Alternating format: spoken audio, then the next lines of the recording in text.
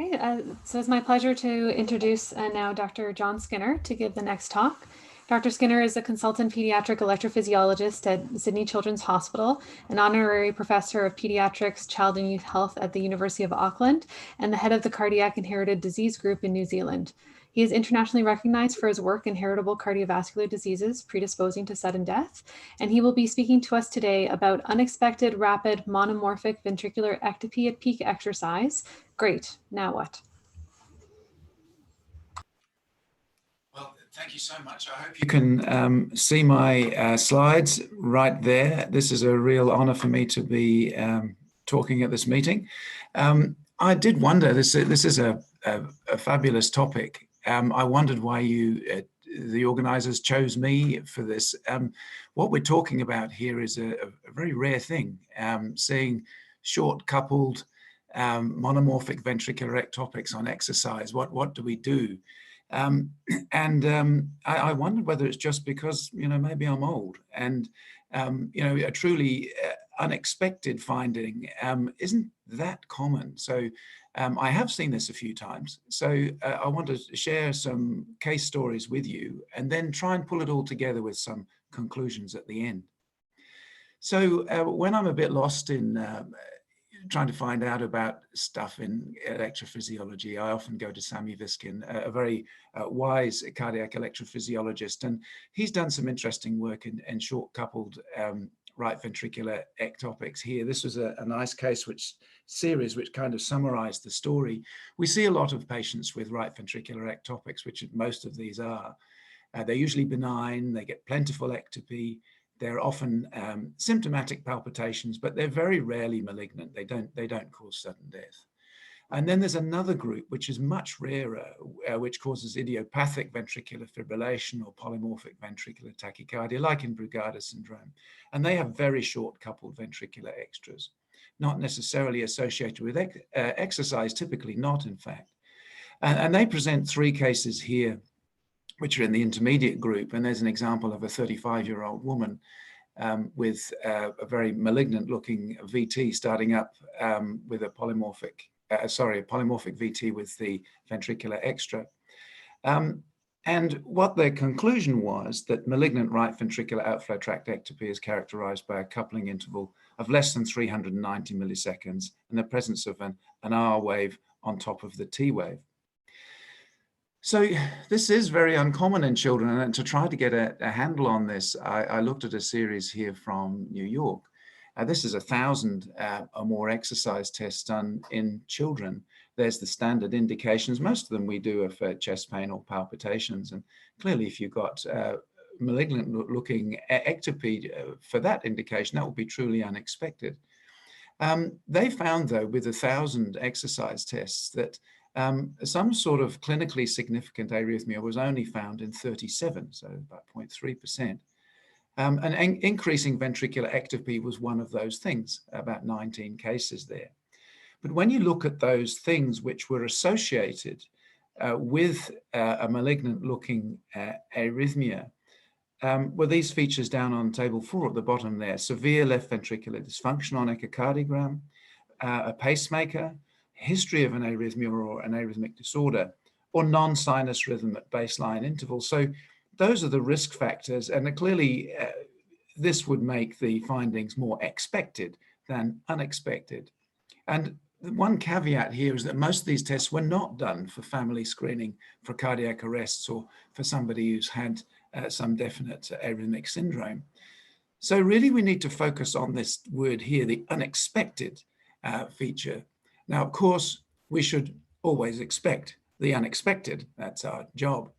But in this case here, we've talked a bit about CPVT. The finding is expected. So this is an 8-year-old boy who had syncope riding on the bike. He was found on the ground beside his bike. And this is his exercise, clearly showing this bidirectional VT starting up down here. But CPVT has stages, as Prince alluded to earlier on. In the exercise test, one starts to see single monomorphic ventricular ectopy. And then this progresses sometimes to bidirectional VT, and then it can progress to VF. Now, the thing is that these ventricular ectopics are not typically short coupled, in fact. We know that they do occur occasionally, but mostly when one starts to see ectopy in CPVT, it's not typically short coupled at peak exercise. Now, this does vary a lot, and a differential diagnosis in this sort of thing is Anderson-Tawil syndrome. They should have other features outside the heart, of course, but these patients tend to have a lot more ectopy at rest, as shown in those graphs on the right, whereas CPVT, they typically have no ectopy at rest. See that red line there? And it's only during exercise that they start to get the ectopy. So clearly, when we start to see ectopy during exercise, we must be thinking about CPVT. So ventricular parameter beats in CPVT are usually left bundle, and they may not appear until 8 or 9 minutes into exercise, or indeed at peak exercise. Now, this is a case where it was truly unexpected. So this was a 13-year-old girl who came in with a very classical history of vasovagal syncope. And she had these ventricular ectopics on her ECG. The only reason this exercise test was done because we wanted to reassure them that they could go through the exercise program to help treat the vasovagal problem. So this is a little triplet over there on the right, which looks quite worrying. But there was no family history. There was a normal echocardiogram and a normal cardiac MRI. And we went ahead and did cardiac genetics, really looking at RYR2 because of where that asterisk you can see there up at the top right of the screen, that looks a little bit bidirectional, and I found that quite worrying. But the genetic testing was uninformative. And in fact, after a 6-year follow-up on no medication, she remains very well. So here's another one, is a 14-year-old female with dreadful postural orthostatic tachycardia syndrome, and routine tests to reassure her for her exercise program revealed this. This was a Holter showing 3 fairly short coupled ventricular ectopics, certainly less than 390 milliseconds. And these 2 beats just in recovery there at 1 minute. So what should we do with that? Well, of course, the first thing to do is check in detail the family history. And there was no family history. And of course, we do this properly. We draw a 3-generation pedigree, and we ask directly about each and every patient. The cardiac MRI and the echocardiogram were completely normal. And she couldn't take a beta blocker anyway because her blood pressure was so low, and she would not have tolerated it. And so what does this actually mean? Well, the other group that we're thinking about, of course, is this. This is a 12-year-old boy. Now, this was so dramatic. He came in with exercise-related syncope. And he was doing his exercise test. He lost consciousness, went flying off the back of the treadmill, and actually made a hole in the wall of the exercise test room. This was back at Green Lane Hospital. Now, we took him to the lab. He had a VT, which we ablated. And at age 30, he remains completely well. He's had no symptoms for 17 years. So this was not a familial condition. This was a focal right ventricular outflow tract tachycardia, which was cured. Here's a 19-year-old elite athlete who was undergoing a screening exercise test, as is very common in the States. And here we see a very rapid, monomorphic-looking ventricular tachycardia. Now, no family history, repeat exercise test was completely normal, cardiac MRI was normal, underwent a full electrophysiology study, nothing found, had a reveal implanted, and he's now continuing his elite athletics. So how common is this? Well, this was a very revealing study from the Heart Rhythm Journal in 2015, which was a study reporting 5,000 consecutive athletes undergoing exercise testing. And what they found was that there were 36 athletes who had events like this on their exercise test. That's about 0.6%, and they were banned from sport, understandably. But in fact, 23 were, inverted commas, better by 1 year. In other words, their exercise test was normal at 1 year. 6 of them had an ablation, but there were no adverse events in the whole group during the follow-up. So presumably, therefore, these were not malignant. Here's a 12-year-old boy who I saw a couple of months ago here in Sydney with rapid palpitations during sport, feeling dizzy and short of breath, lasts up to a minute. And look at that. there he is at 2 minutes into recovery in his exercise test, and he gets this very rapid monomorphic ventricular tachycardia. Now, he had a negative family history, a normal cardiac MRI, a negative EP study, and a rapid genetic testing for RYR2 was negative. So he's had a very good response to beta blockers. His repeat exercise test was normal. We're waiting and seeing, but he will probably come to the lab, and I suspect he's got one of those focal VTs like our other boy that I presented earlier on. Looking at things from the other side, because really what we're looking at here is a clinical test of uncertain significance. So one of the other conditions we're always thinking about in this scenario is arrhythmogenic right ventricular cardiomyopathy. And this was an interesting little report of 2 cases where they found that there was complete suppression of their ventricular premature beats at peak exercise. Now, typically we will use suppression of ventricular ectopy as a sign of this being a benign condition. But these 2 children both had ARVC, and yet their ectopy suppressed. So really emphasizing how this phenomenon is indeed a clinical test of uncertain significance. And I want to highlight this. This is a point made by Prince in his earlier talk, that ARVC can present without features of the cardiomyopathy. And PKP2 truncation variants are the classic scenario from Mike Ackerman's group here. Patients who presented with syncope or resuscitated sudden death had no features either on autopsy or on clinical evaluation of a cardiomyopathy, and yet had this mutation which is linked to ARVC. And we've seen this too in the sudden death series in Australia and New Zealand. So PKP2 tends to behave differently from other types of ARVC, and we need to think about that when we have autopsy or investigation negative cardiac arrest. Final case here is a 32-year-old man who presented to me some years ago with following a totally anomalous pulmonary venous drainage repair as an infant. He had symptomatic ventricular ectopy. He felt them. That was basically it. He'd had no syncope or anything like that. His investigation, as usual, has showed a bit of mild to moderate right ventricular dilatation, which we assumed was because he still had a right upper pulmonary vein connection to his SVC, which was left at the initial surgery. He was fit and well, productive office worker. Now, there we can see on his exercise that he's starting to get ectopy.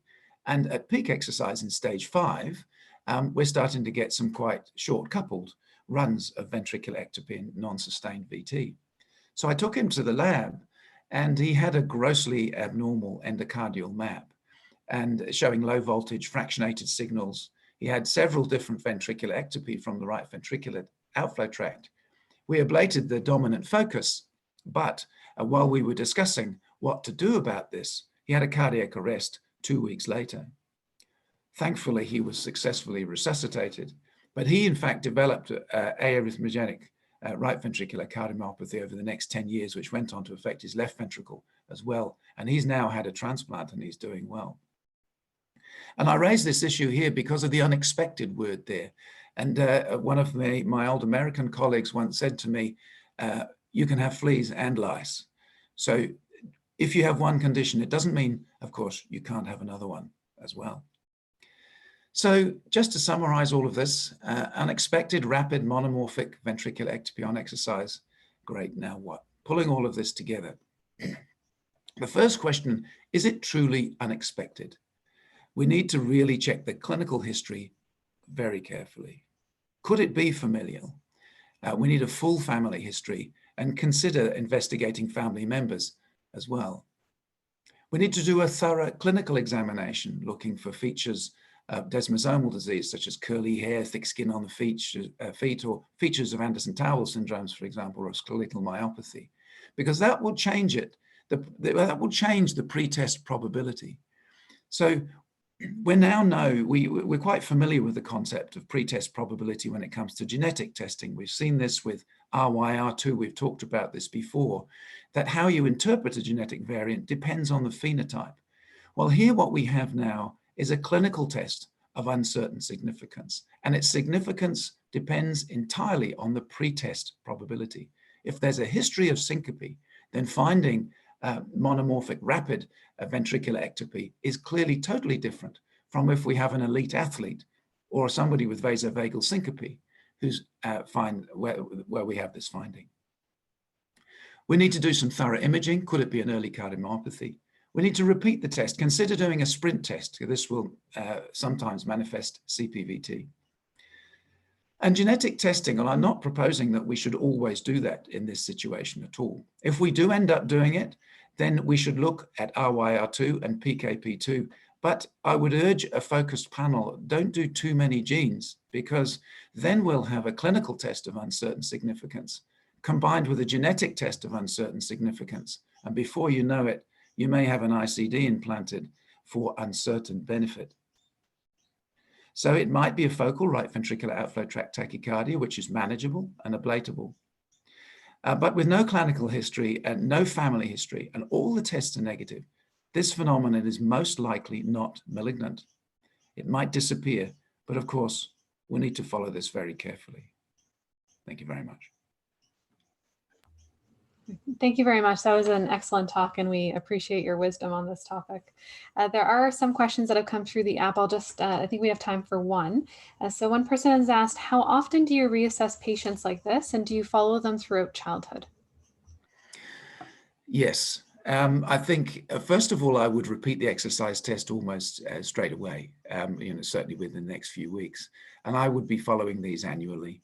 The things that I'm going to be following each time I see them, I'm going to be not just following their clinical progress, but I'm just going to be saying any new news from the family, anything else coming along. And if these changes persist on the exercise test, I may well go and ask one of my adult colleagues to look at the parents to see if they've got any features of disease with an MRI and exercise testing. That's great. Thank you very much. Thank you. Okay.